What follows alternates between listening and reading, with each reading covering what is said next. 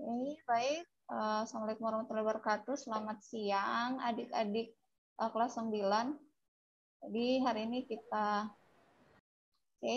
ini kita akan membahas tentang pembahasan tryout reguler 1 ya di mata pelajaran biologi. Oke, jadi perkenalkan nama Teteh, Teh Fitri ya. Teteh berasal dari cabang Samarinda ya, cabang Samarinda.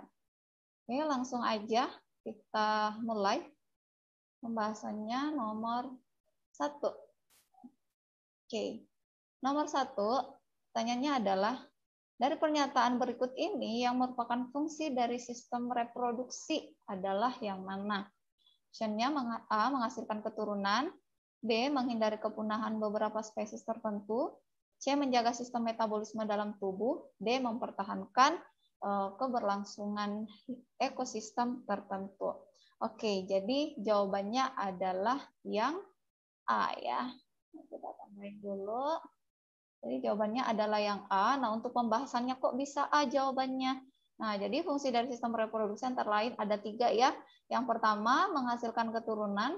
Yang kedua, menghindari kepunahan suatu spesies. Kemudian yang ketiga, menjaga keseimbangan alam. Nah, jadi yang masuk ke dalam option yang disediakan itu adalah jawabannya yang A. Itu menghasilkan keturunan. Jadi kita bereproduksi itu untuk menghasilkan keturunan ya, menghasilkan anak gitu. Oke, untuk nomor 1 Teteh rasa ini sudah jelas ya, sudah jelas. Nah, sekarang kita lanjut ke nomor 2. Oke, lihat di sini soalnya. Di bawah ini, pasangan antara bagian alat reproduksi pada laki-laki dan fungsinya yang tidak tepat, kecuali yang mana? Berarti yang ditanyain adalah yang benar ya, karena kan di sini dia bilangnya yang tidak tepat kecuali gitu. Berarti yang benarnya yang mana? Nah, ini optionnya skrotum berfungsi sebagai pelindung testis. Yang B, epididymis berfungsi sebagai tempat produksi sperma. C, testis berfungsi sebagai tempat pematangan sperma. D, ureter berfungsi sebagai saluran tempat keluarnya sperma. Di sini jawabannya adalah yang A ya. Nah, ini yang benar gitu. Jadi skrotum berfungsi sebagai pelindung dari testis. Nah, di sini adik-adik bisa lihat pembahasannya. Jadi pembahasannya itu adalah yang pertama nih, fungsi dari penis. Jadi berfungsi sebagai saluran kencing atau urin sekaligus tempat keluarnya sperma. Jadi ini yang bagian luar ya. Kemudian yang kedua, skrotum berperan untuk menjaga suhu testis agar sesuai untuk memproduksi sperma dan melindungi testis. Pada skrotum itu terdapat 2 buah testis ya. Jadi yang pelindungnya testis itu yang bagian luar itu skrotum dengan penis. Nah, itu yang kelihatan dari luar. Nah, kemudian yang ketiga, testis adalah alat kelamin bagian dalam. Fungsinya adalah untuk memproduksi sperma dan hormon testosteron. Nah, jadi disinilah alat reproduksi pria yang menghasilkan sperma atau sel gamet yang dipakai untuk bereproduksi. Kemudian yang keempat, epididymis merupakan saluran yang keluar dari testis. Fungsinya sebagai tempat penyimpanan sperma sementara. Nah, ini. Jadi kalau misalnya udah dihasilkan di testis, nah kemudian nanti disimpan sementara di epididymis. Jadi bisa juga dimatangkan di epididymis. Nah, kemudian yang kelima, saluran uretra ini merupakan saluran yang terdapat dalam penis yang merupakan akhir dari saluran reproduksi. Jadi perannya adalah sebagai saluran keluarnya sperma dan urin. Jadi kita ketahui kalau laki-laki itu dia cuma punya saluran. Jadi saluran buat keluarnya sperma dengan urin itu sama, yaitu di uretra. Jadi berbeda. Kalau misalnya perempuan beda ya ininya tempat keluarnya sel gamet, atau misalnya pas lagi haid ya dengan keluarnya urin, jadi berbeda. Nah, kalau laki-laki itu dia cuma satu saluran aja, yaitu di uretra. Nah, kemudian nomor 6 nih vesikula seminalis. Nah, jadi biasanya vesikula itu dia berupa kantong ya, berupa kantong. Ini vesikula seminalis. Ini merupakan kelenjar yang menghasilkan zat yang berisi basa atau alkali. Kemudian fruktosa, di mana kita tahu fruktosa itu jenis gula ya, yang sejenisnya glukosa. Jadi ada 3 jenis monosakarida. Yang pertama glukosa. Nah, itu biasanya ditemukan pada nasi ya, pada nasi atau amilum. Nah, kemudian fruktosa, kalau fruktosa biasa kita temukan di buah-buahan ya, di buah-buahan atau misalnya di gula ya, di gula pasir ya, fruktosa. Nah, kemudian yang ketiga ada namanya galaktosa. Galaktosa itu dia di susu ya, manisnya susu itu atau gulanya susu itu. Nah, si vesicula seminalis ini bisa menghasilkan ya fruktosa. Nah, kemudian bisa menghasilkan hormon prostaglandin. Nah, ini hormon prostaglandin dan protein pembekuan. Nah, kemudian yang ketujuh ada kelenjar prostat terletak di bawah kandung kemih. Jadi di bawahnya kandung kemih ini yang tempat penyimpanan urin ya. Jadi biasanya kalau urin kita udah full, kandung kemih kita agak kerasa keras. Nah, itulah tempat penyimpanan urin ya. Nah, fungsinya adalah menghasilkan cairan yang bersifat asam ini, yang kelenjar prostat ini. Nah, terus yang kedelapan ada kelenjar Koper, menghasilkan lendir dan cairan bersifat basah. Fungsinya untuk melindungi sperma dengan cara menetralkan urin yang memiliki pH asam yang tersisa dalam uretra. Nah, ini. Jadi ini tadi epididymis ini salah ya, bukan tempat produksi sperma, tetapi yang tempat produksi sperma itu adalah si testis ini. Nah, ini kebalik ya, testis berfungsi sebagai tempat pematangan, harusnya di sini adalah epididymis. Kemudian yang D, nah ini berfungsi sebagai saluran tempat keluarnya sperma, harusnya dengan urin juga ya, urin juga. Oke, jadi nomor 2 ini jawabannya adalah yang A ya. Tambahin dulu, ini jawabannya adalah yang A. Oke, nah sekarang kita lanjut ke nomor 3. Nah, kita lihat soalnya, pernyataan yang benar mengenai fungsi bagian alat reproduksi pria berikut adalah yang mana? Nih, jadi kita sesuaikan. Tadi kan pembahasannya udah ya, Tete jelasin secara ringkas. Nah, adik-adik juga bisa lihat di sini nih ada pembahasannya di sini ya. Sama yang kayak tadi Tete jelasin di nomor 2 ya. Nah, ini kita lihat aja. Nah, yang mana jawabannya di sini. Jadi vesicula seminalis itu tadi fungsinya adalah menghasilkan zat ini ya, zat basa. Nah, jadi lihat di sini vesicula seminalis berarti yang C ya, ini yang benar. Kemudian testis menghasilkan sperma, benar juga. Epididymis tempat penyimpanan sperma sementara. Ini atau bisa tempat pematangan ya, tadi epididymis. Nah, jadi di sini jawabannya adalah yang C. Oke, sekarang kita lanjut ke nomor 4. Di bawah ini pasangan antara bagian alat reproduksi pada wanita dan fungsinya yang tepat adalah. Nah, sekarang kita ke sistem reproduksi pada wanita. Tadi sebelumnya itu di reproduksi pria ya, sekarang pada wanita. Nah, di sini yang ditanyain adalah yang mana yang sesuai ya dengan fungsinya. Nah, coba kita lihat optionnya. Yang pertama oviduk, tempat pembentukan sel telur. Kemudian B, ovarium, tempat terjadi fertilisasi. C, uterus berfungsi sebagai tempat pematangan sel telur. D, tuba Fallopi, tempat terjadinya fertilisasi. Nah, kita lihat di sini pembahasannya apa saja sih alat reproduksi dari wanita beserta dengan fungsinya. Yang pertama, ini ovarium. Jadi ovarium ini adalah organ bagian dalam ya. Organ bagian dalam. Nah, ini struktur berbentuk seperti telur. Jadi berjumlah 2 buah, terletak di samping kanan dan kiri rahim atau uterus dan berfungsi menghasilkan sel telur atau ovum ya. Jadi kalau kalian pernah atau Tete liatin gambar yang di sini ya. Nah, inilah ovarium nih yang di sini. Ini adalah ovarium kita. Itu letaknya di situ. Nah, jadi struktur seperti telur berjumlah 2 buah terletak di samping kanan dan kiri. Jadi masing-masing wanita punya 2 ya, kanan sama kiri ovarium ya, berfungsi menghasilkan sel telur atau ovum. Nah, tadi ini berlawanan sama kalau di pria itu adalah testis ya. Kalau testisnya menghasilkan sperma, nah kalau di perempuan itu adalah ovarium ya, menghasilkan sel telur atau sel gamet untuk dipakai bereproduksi. Kemudian yang kedua ada saluran telur atau tuba falopik atau boleh juga disebut dengan oviduk. Nah, jadi ini adalah saluran dengan sekitar 10 cm yang menghubungkan ovarium dengan rahim atau uterus tempat terjadinya fertilisasi. Nah, bisa kita lihat. Nah, ini adalah tuba Fallopi ya.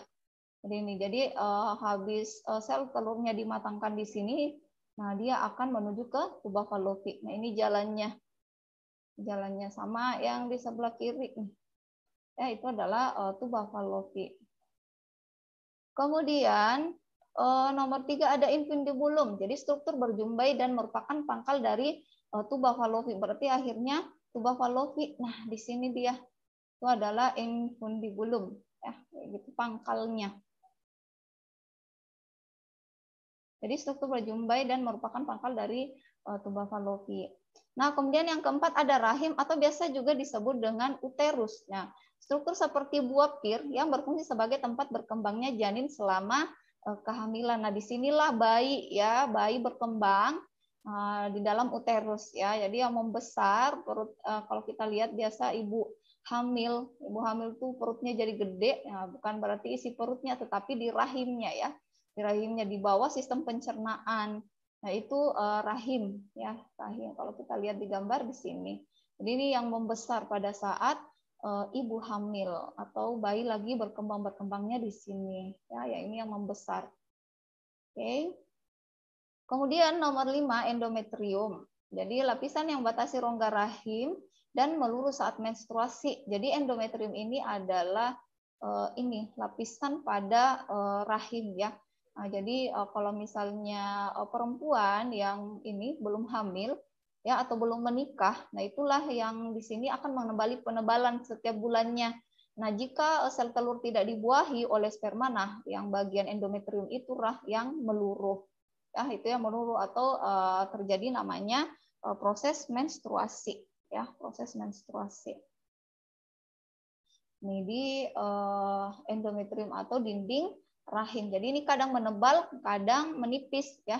Kadang menebal, kadang menipis. Jadi habis dia meluruh baru dia menipis, kemudian menebal lagi. Nah, itu terjadi setiap bulan ya, setiap bulan pada wanita. Nah, kemudian ada vagina. Nah, ini yang vagina ini bagian luar ya, saluran yang menghubungkan lingkungan luar dengan rahim, saluran mengalirnya darah menstruasi dan saluran keluarnya bayi. Kemudian yang ketujuh ada serviks, struktur rahim bagian bawah yang menyempit dan membuka ke arah vagina. Jadi sebelum rahim, jadi urutannya itu adalah vagina, baru serviks, baru rahim, ya gitu. Nah, di sini nomor 4 jawaban yang benar itu adalah yang D ya. Jadi tuba Fallopi tempat terjadinya fertilisasi. Nah, jadi sini ya tuba Fallopi. Jadi sel telur yang udah matang kan, misalnya dia akan menunggu di sini nih sampai ada sperma yang datang. Jadi ini kan tadi ini serviks ya. Nah, spermanya masuk ke dalam, dia akan bertemu dengan sel telur di tuba Fallopi ini. Nah, bertemunya sel telur dengan sperma itulah yang disebut dengan proses fertilisasi ya, pembuahan ya, boleh juga disebut dengan pembuahan. Di sini ya nomor 2 atau tuba Fallopi atau di oviduk boleh. Itu. Jadi nomor 4 ini jawabannya adalah yang D. Oke. Nah, sekarang kita lanjut. Oke. Nah, nomor 5 ya, perhatikan gambar sistem reproduksi wanita di bawah ini. Nah, ini kita lihat. Nah, pertanyaannya, berdasarkan gambar sistem reproduksi wanita di atas, di samping ya ini, bagian yang ditunjukkan pada nomor 1. Nah, bagian yang ditunjukkan nomor 1. Nama dan fungsinya yang tepat adalah yang mana? Nah, di sini optionnya yang A, uterus berfungsi sebagai tempat perkembangan embrio, B, ovarium berfungsi menghasilkan ovum atau sel telur ya, ini ovum atau sel telur. Kemudian C, oviduk berfungsi sebagai tempat bertemunya sel sperma dan sel ovum. D, vagina berfungsi sebagai saluran keluarnya darah menstruasi. Nah, di sini fungsinya semuanya benar ya, di optionnya sisa dipilih. Ini tadi gambar apa ini? Nah, sebelumnya Teteh udah jelasin ya di nomor 4. Jadi ini merupakan gambar dari ovarium ya. Ovarium menghasilkan sel telur atau ovum. Berarti jawabannya adalah yang B ya. Kita ya, jawabannya adalah yang B. Oke, selanjutnya kita beralih ke pembahasannya, nggak usah ya, karena udah jelas. Kita ke nomor 6. Nah, perhatikan gambar proses oogenesis di bawah ini. Nah, berdasarkan proses oogenesis di atas, manakah pasangan di bawah ini yang tepat? Nah, jadi kalau oogenesis itu adalah proses pembuatan sel telur atau pembuatan ovum ya. Ini dari kata oo. Oo itu maksudnya ovum atau telur ya. Oogenesis berarti prosesnya. Jadi proses pembuatan ovum gitu. Nah, manakah pasangan di bawah ini yang tepat? Nah, ini kita lihat dulu. Jadi gambarnya. Nah, ini. Jadi untuk pembuatan ovum atau sel ini, sel telur. Nah, ini kita mulai dari ada namanya oogonium. Jadi ada namanya oogonium. Oogonium itu adalah sel tubuh ya. Jadi sel tubuh. Jadi sebelumnya itu ini merupakan sebenarnya proses pembelahan sel atau biasa juga dia melakukan pembelahan sel. Ada kalau di apa namanya di sel gamet ini dia pembelahan mitosis sama meiosis. Kalau pembelahan mitosis itu adalah pembelahan sel tubuh, jadi sel tubuh ya, misalnya kayak tangan, kayak gitu, badan kita misalnya dulu kita misalnya kecil kan, masih kecil waktu SD, nah sekarang udah SMP udah besar, kayak gitu, kok bisa jadi besar, tangannya jadi panjang gitu, itu akibat adanya pembelahan sel. Nah itu ya, jadi pembelahan mitosis namanya kalau pembelahan sel tubuh. Kalau pembelahan meiosis itu adalah yang di sini sel gamet, yaitu pembentukan sel telur dengan sel sperma ya. Nah, di sini adik-adik bisa lihat, jadi tadi oogonium ini merupakan sel tubuh ya. Jadi ini masih sel tubuh. Ya, jadi ini masih sel tubuh. Nah, jadi kalau sel tubuh itu pasti dia melakukan pembelahan yang disebut dengan pembelahan mitosis. Nah, kalau pembelahan mitosis itu adalah dari satu sel dia akan menjadi dua sel yang persis dengan induknya, gitu ya, persis dengan induknya. Nah, kalau oogonium di sini dia itu namanya diploid, jadi dia 2N ya, kita tulis di sini ya. Ini dia bersifat 2N atau disebut dengan diploid ya, diploid. Nah, kemudian tadi mitosis, dia membelah secara mitosis akan menghasilkan dua sel yang persis dengan induknya. Nah, ya, jadi kalau persis dengan induknya berarti masih 2N gitu. Nah, kemudian jadi sebenarnya ini kan akan menghasilkan lagi nih di sebelahnya, cuma kita lanjut satu aja, pakai yang ini aja ya. Ini oogonium membelah secara mitosis menghasilkan dua sel anakan namanya oosit primer. Nah, ini akan menghasilkan namanya oosit primer. Nah, di oosit primer ini dia akan membentuk sel gamet. Nah, berarti dia sudah melakukan pembelahan meiosis ya, karena sudah sel gamet ya. Nah, ini kita turunin ke bawah, ke sini, kita turunin ke sini. Nah, dia akan mengalami pembelahan namanya meiosis. Jadi, di mana kita ketahui bahwa meiosis itu terdiri atas dua tahapan ya, ada namanya meiosis 1 dengan meiosis 2 nih. Jadi ada meiosis 1. Nah, ini meiosis 1 dia akan menghasilkan namanya oosit sekunder. Nah, kenapa di sini ada besar, ada kecil? Nah, di sini pada saat pembelahan sitoplasmanya atau pembagian sitoplasmanya, di sini dia mengecil ya, yang satu, jadi kurang ini. Jadi kurang pembagiannya itu nggak seimbang, jadi lebih banyak ke oosit sekunder dengan ini, badan polar. Jadi yang akan berkembang itu adalah oosit sekunder, jadi bukan badan polar, gitu, karena dia menerima sitoplasma yang sedikit. Ya, jadi dia kekurangan sitoplasma. Nah, ini yang akan berkembang selanjutnya menjadi sel telur, gitu ya. Nah, di sini dia sudah sifatnya N atau haploid, ya. Nah, kemudian oosit sekunder ini akan membelah lagi ke tahapan kedua namanya meiosis 2. Nah, meiosis 2. Nah, kalau meiosis 2 di sini, nah dia akan membelah. Jadi masing-masing tadi, ini kan hasil pembelahan dari meiosis 1, 2, ini akan membelah menjadi 2. Nah, nanti menghasilkan 4 sel anakan. Ya, 4 sel anakan. Nah, tetapi di bagian oosit sekunder ini, adik-adik bisa lihat yang di sini. Nah, ini ada lagi nih pembagian sitoplasma yang tidak seimbang. Nah, jadi lebih banyak ke ovum daripada ke badan polarnya gitu. Jadi sama kayak yang di atas tadi, oosit sekunder dengan badan polar 1 gitu. Nah, ini sama nih.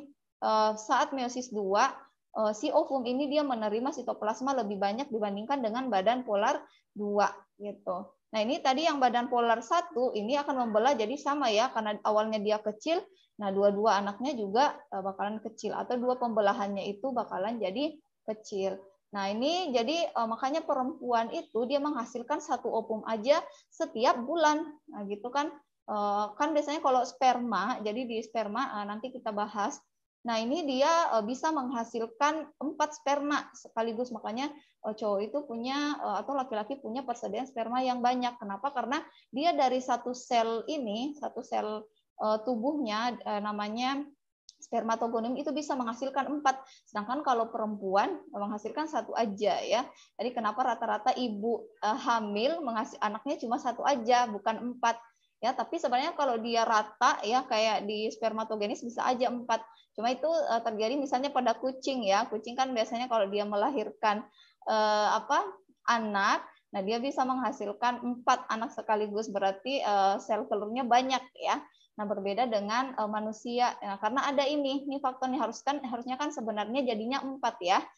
Itu yang perlu diingat, 4 sel anakan, tetapi kalau pada perempuan untuk menghasilkan ovum atau sel telur itu 1 aja ya. Jadi kenapa rata-rata beda ya ini. Jadi cuma 1 aja. Terus kalau misalnya ada yang kok bisa ada 2 ya kayak anak kembar gitu bukan berarti ini ya. Jadi kadang di ovarium kanan sama ovarium kirinya menghasilkan dua-duanya, tapi normalnya 1 aja ya. Atau mungkin dia 1 sel, kalau ada yang kembar mirip banget kan, yang cewek-cewek terus dia mirip banget itu dia 1 ovum, tetapi nanti terbelah menjadi 2 gitu. Nih, jadi yang tadi di sini, jadi kita mau lihat sebenarnya yang mana yang sudah haploid atau diploid. Nah, coba kita kembali ke soalnya ya. Nah, ini yang mana yang benar jumlah ininya. Berdasarkan proses oogenesis di samping manakah pasangan di bawah ini yang tepat. Nah, nomor 1 ini tadi adalah oogonium ya. Ini tadi oogonium. Nah, dia salah ya, berarti ini oosit sekunder, jadi A salah. Nah, kemudian yang B, 2, ini adalah oogonium. Nah, ini salah juga, harusnya ini adalah oosit primer. Ya. Kemudian nomor 3, mana nomor 3 ini? Nah, ini adalah badan polar 1, jumlah kromosomnya haploid. Nah, ini benar ya, yang C. Nomor 3 ini dia badan polar 1.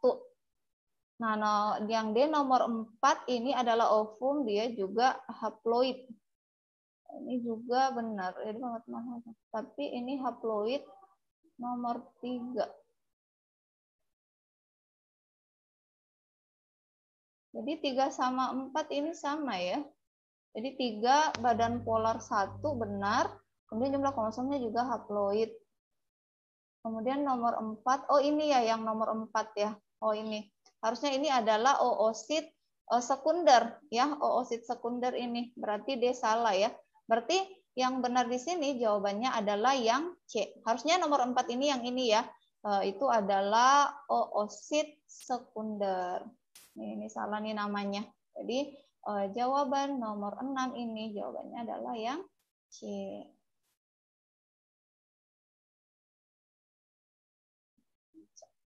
Oke, sekarang kita lanjut.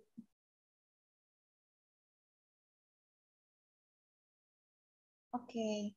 Nah, ini adalah proses spermatogenesis ya, nomor 7. Tadi kita udah belajar tentang oogenesis. Nah, sekarang kita bahas yang spermatogenesis. Nah, ini pada proses spermatogenesis sel yang memiliki kromosom haploid N adalah yang mana? Nah, ini jadi sama ya tadi, cuma ini agak dia menyamping penjelasan yang sebelumnya dia ke bawah. Nah, coba kita lihat ada gambar. Nah, ini ya gambar kalau dia ke bawah sama halnya dengan oogenesis tadi. Nah, ini spermatogonium itu dia sel tubuh ya. Jadi sel tubuh. Nah, kemudian dia membelah secara mitosis menghasilkan 2 anakan yang masih persis dengan induknya, yaitu 2N atau diploid, menghasilkan spermatosit primer. Nah, spermatosit primer yang satunya kita ambil, nah ini akan mengalami meiosis 1 menghasilkan spermatosit sekunder ya. Kemudian masing-masing spermatosit sekunder membelah lagi nih, membelah masing-masing menjadi 2, berarti nanti hasilnya menjadi 4. Nah, ini disebut dengan spermatid. Nah, nanti spermatid ini akan mengalami namanya spermiogenesis, nah akan menghasilkan 4 sel anakan atau 4 sel sperma. Nah, ini bedanya ya pada perempuan dengan laki-laki. Perempuan tadi coba bisa menghasilkan 1 sel gamet atau 1 sel telur. Nah, kalau pada laki-laki dia bisa menghasilkan 4. Jadi dari 1 sel bisa menghasilkan 4. Beda tadi kalau misalnya yang oogenesis 1, kemudian 1-nya menjadi nanti bakalan menjadi 1 ovum, 3-nya menjadi badan polar gitu. Jadi makanya sel gamet pada laki-laki itu dia lebih banyak ya, lebih banyak dibandingkan dengan sel gamet pada perempuan gitu. Nah, ini kita bisa lihat yang mana yang diploid, yang mana yang haploid. Kalau yang diploid itu adalah spermatogonium dengan spermatosit sekunder ya. Jadi yang ini sama ini yang diploid. Nah, sedangkan yang yang haploid itu adalah yang ini ke bawah. Nah, ini adalah dia sudah N atau haploid spermatosit sekunder. Bukan ini ya, salah.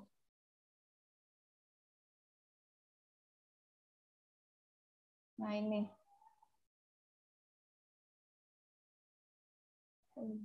Spermatosit sekunder dengan spermatid masuk juga di sperma itu. Nah, ini jadi kalau kita lihat di sini spermatogoni yang ditanyain adalah yang haploid ya. Yang ditanyain adalah yang haploid. Yang haploid berarti kita lihat yang A spermatogonium dan spermatid. Tadi spermatogonium ini dia 2N ya. Ini juga 2N. Spermatosit sekunder dengan spermatid. Nah, ini yang benar nih. Spermatosit primer dan spermatosit sekunder. Tadi primer dia masih 2N. Nah, berarti jawabannya adalah yang C.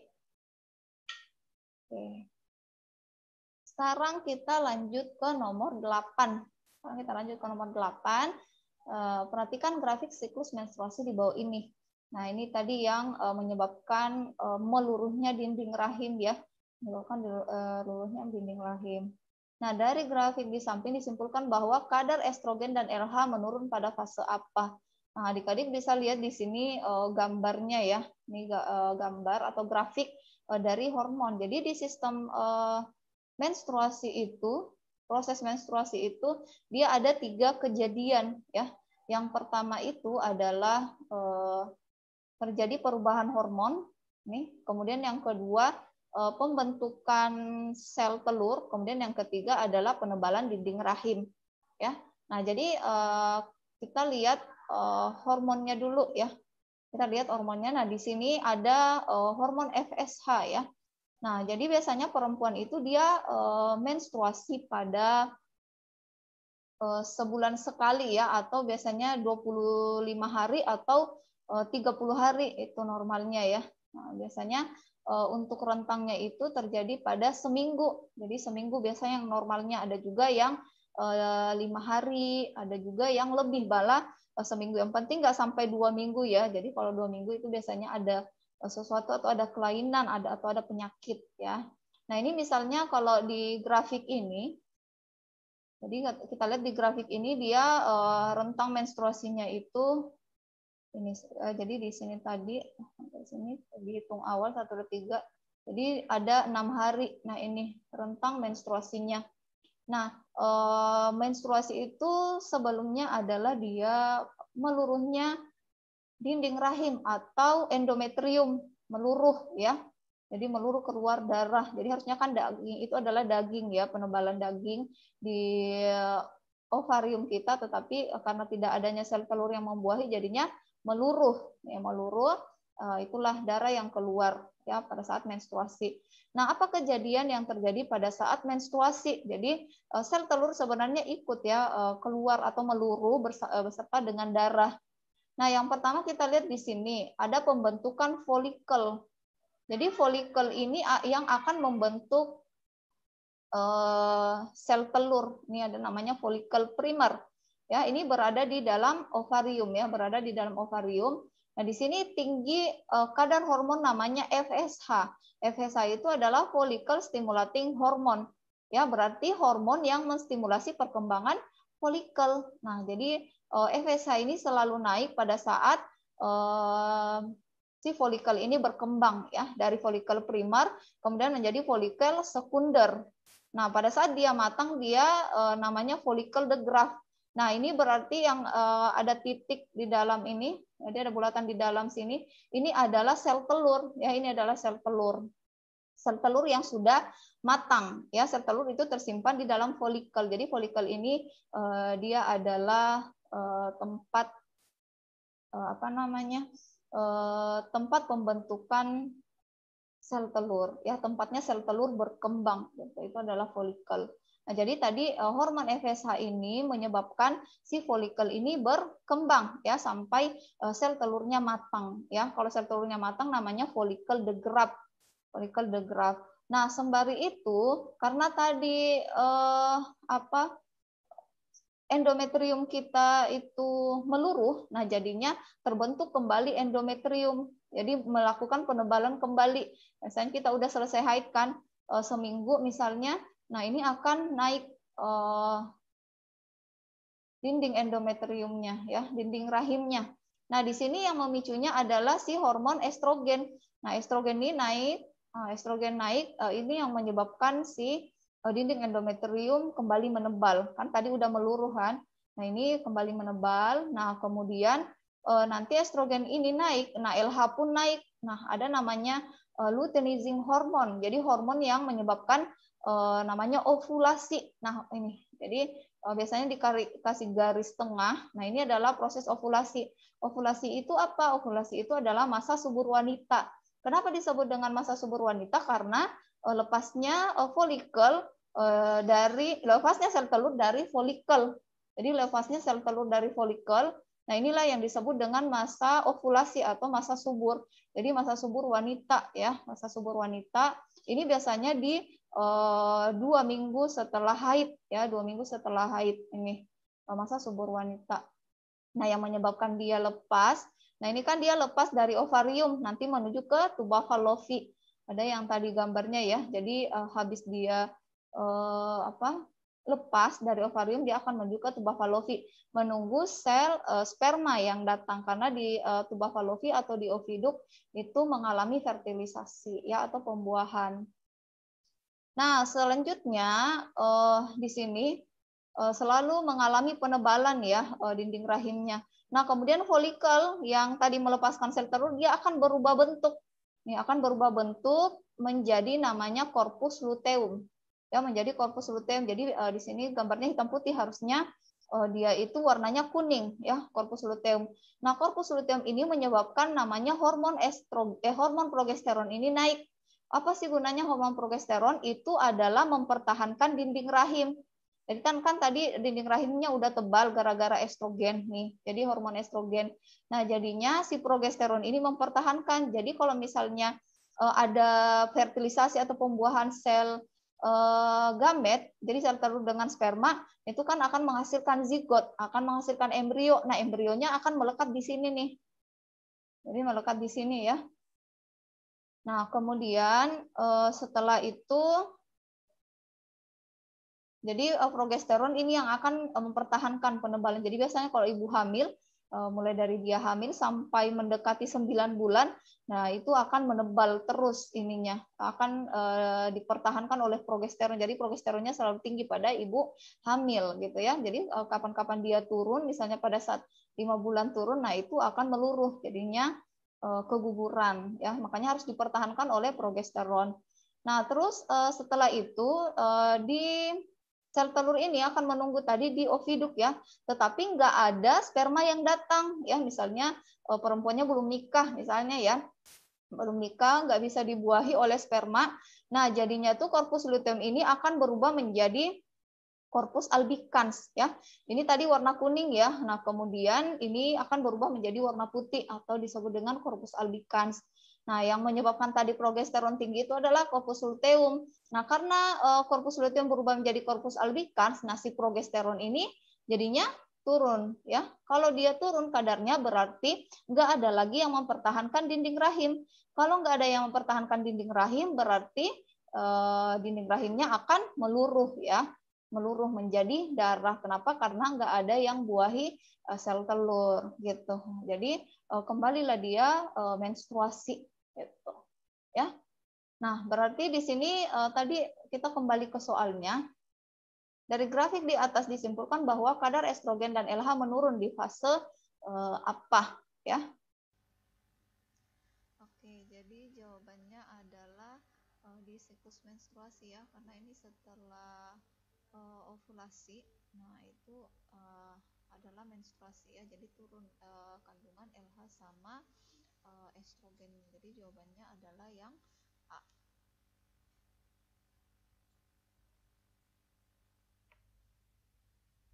Nomor 9. Oke, selama kehamilan, Ibu Yani dianjurkan untuk mengajak anak berbicara, mendengarkan musik, dan membacakan doa. Secara ilmiah, pemberian rangsangan berupa suara kepada bayi dalam kandungan itu dapat apa sih manfaat dari mendengarkan musik atau membaca doa ya? Apa rangsangan ya dari bayi gitu. Nah, yang optionnya, kita lihat optionnya yang A, bayi dalam kandungan bergerak cepat dan aktif. B, membuat bayi dalam kandungan stres dan menegangkan detak jantung bayi. Nah, ini nggak mungkin ya. Jadi gara-gara musik dan doa, jadi bayinya stres. Enggak ya, ini B ini pasti salah. Nah, kemudian yang C, membuat bayi kebisingan karena adanya suara-suara keras dari luar. Nah, kemudian D, bayi dalam kandungan diam saja dan tidak merespon karena suara dari keluar tidak terdengar. Nah, ini salah juga ya. Jadi jawabannya itu yang A. Jadi biasanya kalau didengarkan musik dengan doa itu, di bacaan doa, nah biasanya bayi itu bergerak cepat karena dia bisa mendengar respon dari luar gitu. Nah, ini pembahasannya secara ilmiah, pemberian rangsangan berupa suara kepada bayi dalam kandungan dapat menyebabkan bayi dalam kandungan bergerak cepat dan aktif karena adanya rangsangan yang diberikan kayak gitu. Jadi biasanya dia tuh nendang-nendang ya. Kalau ada suara gitu, ada tiba-tiba ada suara atau musik ya, ini bayinya bergerak cepat dan aktif. Oke, sekarang nomor terakhir. Ini nomor 10. Ibu Raisa merasakan nyeri saat buang air kecil disertai rasa gatal di daerah kelamin. Selain itu, Ibu Raisa mengalami keputihan yang banyak, berbusa, berwarna kehijauan, dan berbau busuk. Nah, hasil uji laboratorium menunjukkan Ibu Raisa terinfeksi oleh Trichomonalis vaginalis. Nah, berdasarkan hasil pengujian penyakit yang diderita Ibu Raisa dan cara pencegahannya yang tepat adalah apa? Nah, jadi kita biasanya kalau tentang penyakit ya, itu kita lihat apa sebabnya dulu ya. Jadi biasanya kita lihat dari penyebabnya. Nah, ini oleh bakteri ya,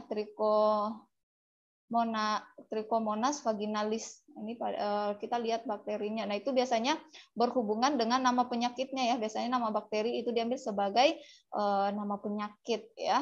Nah, di sini sudah jelas yang persis ya. Itu adalah yang A ya, trichomoniasis dengan cara menjaga kebersihan alat kelamin ya. Nah, di sini kita bisa lihat apa sih sebenarnya Trichomonalis vaginalis ini. Nah, jadi ini adalah infeksi parasit ya. Ini adalah penyakit menular seksual yang bisa menyebabkan rasa gatal dan sakit saat buang air kecil pada wanita. Nah, ini dia infeksi menular seksual disebabkan oleh bakteri Chlamydia trachomatis atau bakteri Chlamydia trachomatis. Nah, kalau Chlamydiasis ya. dapat menginfeksi serviks, leher rahim, anus, saluran kencing, mata, dan tenggorokan. Jadi bahaya nih kalau chlamydiasis. Dia bisa ke mata sama ke tenggorokan. Tadi kalau trichomoniasis ini dia di vagina aja ya, di bagian vagina. Tapi kalau chlamydiasis ini adalah dia bisa ke mata dengan tenggorokan. Nah, kalau gonore ini atau biasa juga disebut dengan kencing nanah. Nah, jadi yang C dengan D ini sama ya. Kencing nanah ini suatu penyakit menular seksual yang umumnya disebabkan oleh bakteri Neisseria gonorrhoeae ya. Gonococcus bakteri yang berbentuk bulat ya. Coccus berarti bulat. Nah, bakteri tersebut berbahaya karena dapat menyerang bagian dubur atau di ini ya, di bagian pantat ya.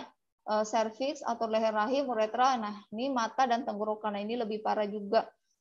Jadi bukan kencing biasa tapi langsung kencing nanah ya, ngeri banget ya. Ini yang gonore. Nah, ini jawaban yang berdasarkan ini ya, Ibu Raisa ini merasakan keluhan-keluhan itu. Ini ciri-ciri adalah penyakit trichomoniasis gitu.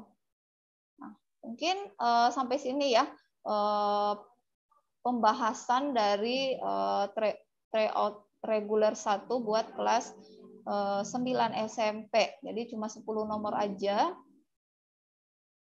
10 nomor aja ya. Nih, sampai 10 nomor. Jadi mungkin nanti kita ketemu lagi di pembahasan TO selanjutnya ya. Semoga adik-adik mendapatkan nilai yang memuaskan.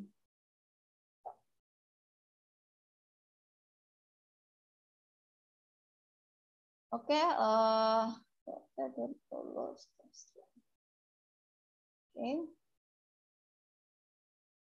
mungkin sampai sini pertemuan kita ya adik-adik. Sampai jumpa lagi di pembahasan TO selanjutnya. Terima kasih sudah menyimak. Teteh akhirin. Assalamualaikum warahmatullahi wabarakatuh dan selamat siang. Waalaikumsalam warahmatullahi wabarakatuh. Makasih, Kak. Oke.